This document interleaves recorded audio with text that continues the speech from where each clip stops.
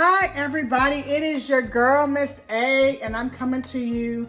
I discovered that I had 100 subscribers, so I'm like, I want to keep my subscribers, so I'm gonna have to start coming through with some more content. I haven't talked to you all in a while. I've been busy doing things.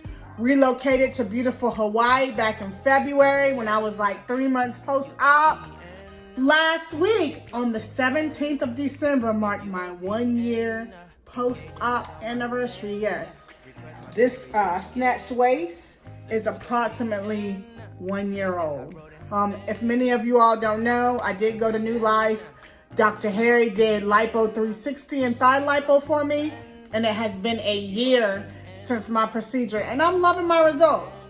Had a couple of complications, had a thermal burn from the lipo, and I had some issues with low iron, had to have a couple of transfusions.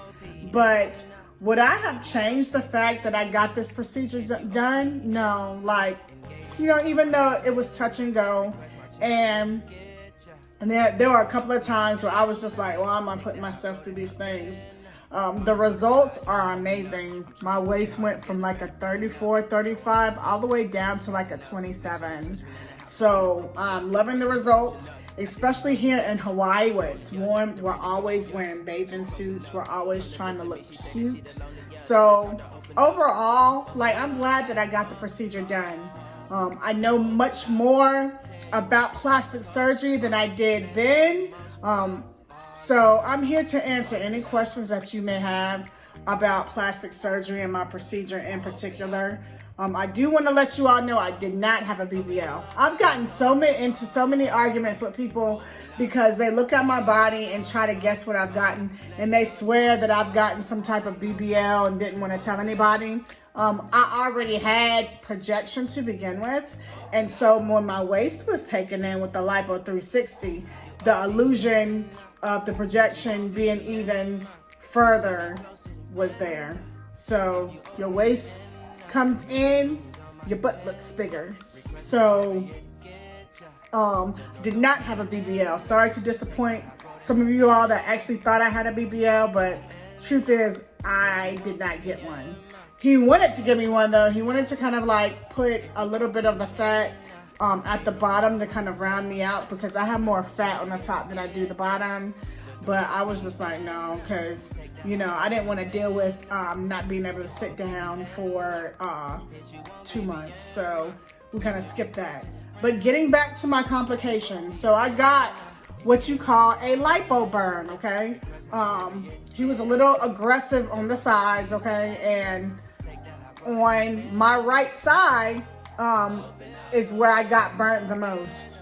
And unfortunately, I'm one of those ladies that keloid. So anytime I get a scar or a cut, my body kind of overreacts to the healing process. And a lot of times I get raised scars. So when I got burnt, if I was a normal person, or if my healing process was normal, it probably would have just smoothed over. But in my case, it did not. I got keloids and the scarring was pretty bad. It took the wound a couple of months to heal, actually. So when I got here on island, my primary care manager immediately referred me to dermatology, and this is with the military, okay, because I'm in the military. And so I started getting the dermatologist. Her first mission was to make sure that the wound healed, because it was on the side of my body. It was kind of in an awkward spot where bandages didn't really want to stay on like that. It scabbed up, the scab was coming off, and it wasn't healing. So her first, the first goal on her agenda, my doctor, or my dermatologist that is, was to ensure that the wound healed. A lot of the scabbing was coming off and the wound was still open. So that was the first thing that we had to do before we went ahead with any type of treatment. And then the second part of the treatment plan was those parts, the raised part where I had most of the keloid scarring. She treated that with steroid injections. It wasn't really that pleasant. She took a needle with some Kenalog, which is a type of steroid, and she injected the keloids with the steroid to kind of break everything up. So that was the second thing that I did for my scarring. So, and she also sent me to physical therapy because I had scarring and I had fibrosis, okay? So you could feel the fibrosis way under the actual burn itself, because you know when you burn skin, it kind of like sticks. So I went to a physical therapist 2 to 3 times a week, and what they did was they cranked on that scarring area, and you could actually hear the popping of the scar tissue underneath the actual keloid and the scar itself. So, you know, that was pretty painful. I kind of like had to take some pain meds prior to going to my physical therapy sessions, but that gave everything a chance to kind of like loosen up, and it's more mobile in the area, because there were times where like I would try to pull my skin and the skin wouldn't give because it was damaged. So that was the third step that was taken. So now I'm in the process of having laser treatment done on where the scarring is. So that laser treatment has kind of like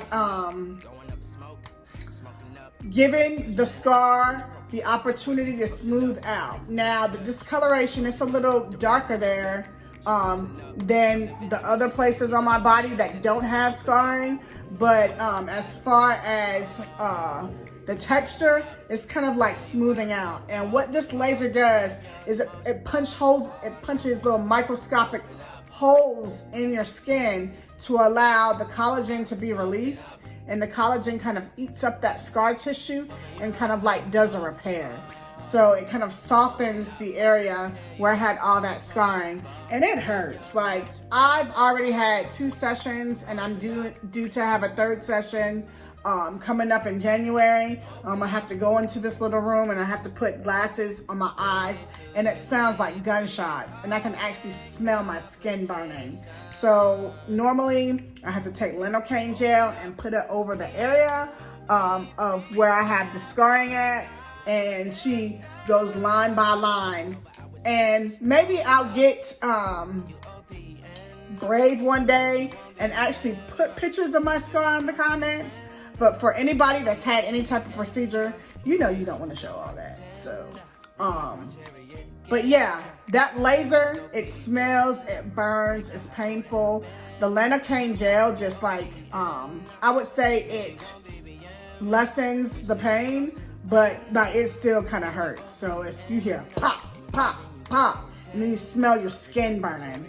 So, I've had a lot of success with it. I have a couple of more sessions to go. The point of the laser treatment is just to smooth the skin and the scarring down in that area. And then after we get that scar nice and smooth, I'm just gonna get a tattoo over it. So that's where we are with the whole lipo burn, because I know people have asked me questions about the lipo burn in general and what my experience was. And I told them. A lot of people were saying, why didn't I go, you know, after the surgeon or whatever. But for anybody that knows anything about having these procedures done, like aggressive lipo comes with the risk of getting burnt. And unfortunately, he was a little aggressive with me. And, you know, I got burnt. If I was a normal person and healed the proper way or healed the right way without forming the keloids, then it would probably be smoothed over and you probably wouldn't even be able to tell that it was there. And like, it's right in a place where I can still wear crop tops. It's right like on my waistline. If I wear high-waisted pants, you'll never be able to tell the difference. So, I mean, I used to be kind of like, you know, embarrassed by it and subconscious about showing the burn, but now I don't even care. Like, it just looks like a bruise, like it's smoothed over. My dermatologist has done an excellent job of treating it. And so that's what's been going on with me. Like I said, I'm in Hawaii, living the life. We're at the beach every weekend. The weather is warm. I mean, it's the winter time here, so it's kind of more rainy than it usually is. But normally, like, it doesn't get any lower than 75 degrees here, and everybody's in a bathing suit. So I'm glad that I got the opportunity to have the procedure. I don't think I want any more rounds. I do want to get a breast augmentation to kind of like fill up the top of my breast, because, you know, with childbirth and, you know, have a son, although he's 9 now, I would just like to be a little fuller, you know. So that's my next procedure that I'm planning, and then after that I'm pretty much gonna be done, because that would have been my round 3. Because a lot of people don't know that I had a tummy tuck in 2015, and that kind of like Nathan, quit making all that noise. Okay, I'm doing a video. Okay, I'm hearing you upstairs, and you are. Nathan, go in your room and get in the bed. A lot of people don't know that in 2015, I had a tummy tuck. I had some extra skin. The military did it, so they gave me the hip-to-hip incision and cut me up here and snatched everything down, but they didn't lipo the sides, and my back kind of still had fat deposits. So that was the motivation for me to get my round 2 or get my lipo at New Life. So not sure if I'm going back there for boobs. Just a lot of things have transpired there. So I'm shopping around, looking for other places to go. Like, I think I'm looking at 305 actually, Dr. Bass, to do my breast augmentation. I'm just getting implants, not gonna get a lift because of the scarring, but I mean, that's what I have planned for next. So let me know if you have any questions. You can also email me at missAthesocialite@gmail.com if you have any questions, or you can always comment below, share, turn on your notifications, like the video. I hope that I was able to give you more of an insight of plastic surgery and give you an update on what's going on with me, because I have prior videos that I've done. I'm now up to like 100 subscribers, so I want to kind of like keep the momentum going. So if you have any questions or have anything that you want to, or want me, if you have any questions or anything that you particularly want me to speak about, because this whole experience has given me a plethora of knowledge on procedures, do's and don'ts, and how to do your research for the doctor to give you the best results, just let me know, okay? And I will be happy to do it. All right, have a good day, everybody. Bye-bye.